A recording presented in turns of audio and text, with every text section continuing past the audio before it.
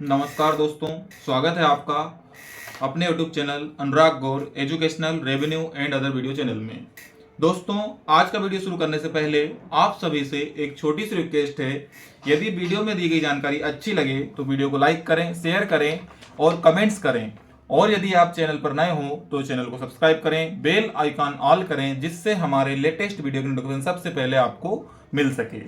तो चलिए दोस्तों, बिना देरी करते हैं आज का अपना वीडियो स्टार्ट। आज का अपना वीडियो है मध्य प्रदेश भू राज्य संहिता 1959 की धारा 2 में जो परिभाषाएं दी गई हैं उसके बारे में अपन ने वीडियो बनाया है।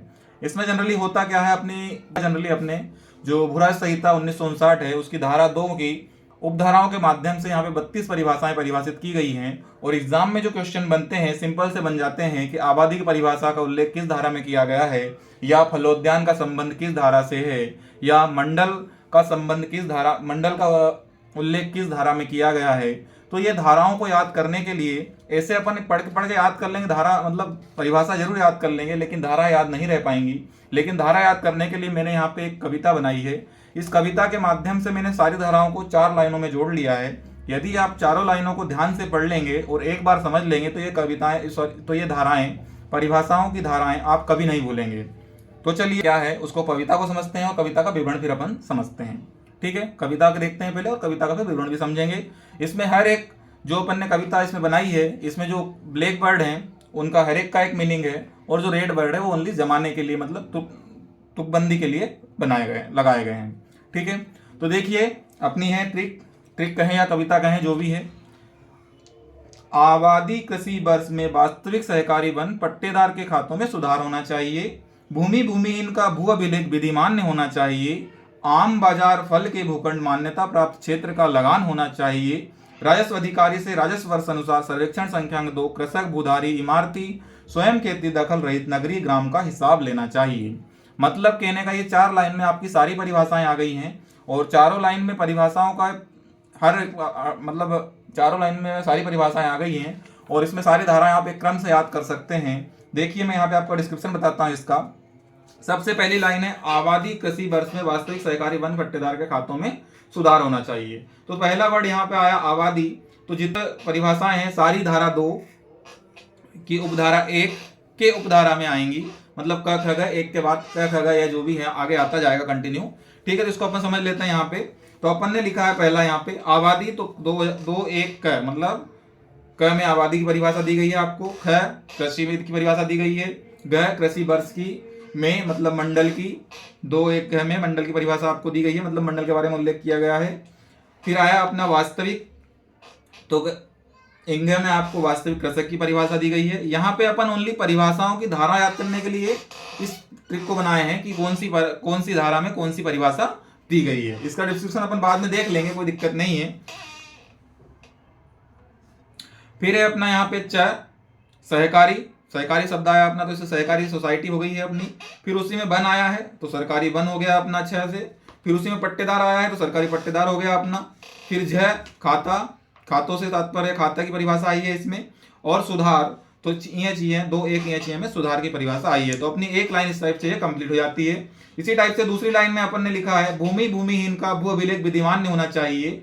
मतलब भूमि की परिभाषा दी है आपको 21 एक में, फिर आपको भूमिहीन की परिभाषा दी 21 एक में, और का भू अभिलेख मतलब भू अभिलेख की परिभाषा आपको क्या किस में मिलेगी, भू अभिलेख का उल्लेख किस में है, ड में।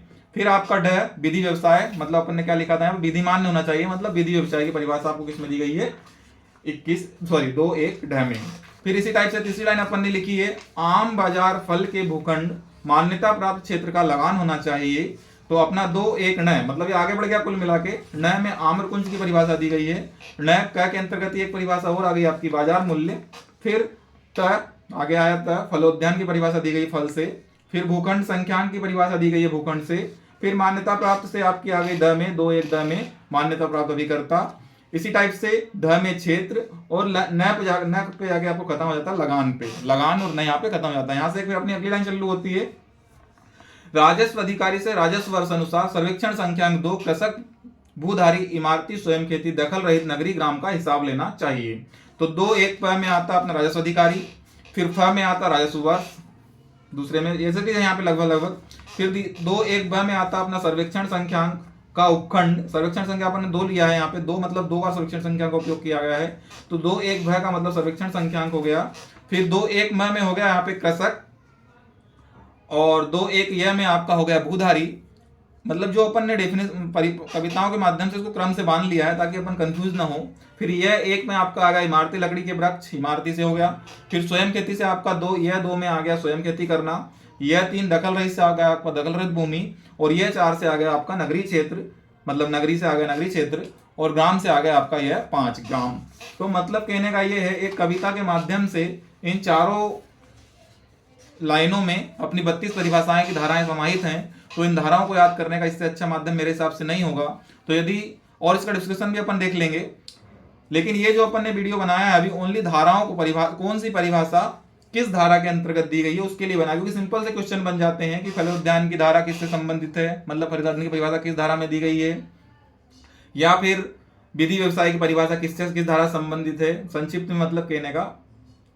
ठीक है, तो चलिए, वीडियो में दी गई जानकारी अच्छी लगी तो वीडियो को लाइक करें, शेयर करें, कमेंट्स करें, और यदि चैनल पर नए हो तो चैनल को सब्सक्राइब करें, बेल आइकन ऑल करें, जिससे हमारे लेटेस्ट वीडियो की नोटिफिकेशन सबसे पहले आपको मिल सके। और यदि हमारे अन्य वीडियो देखना चाहते हैं तो यूट्यूब पर सर्च करें Anurag Gaur educational revenue and other video channel.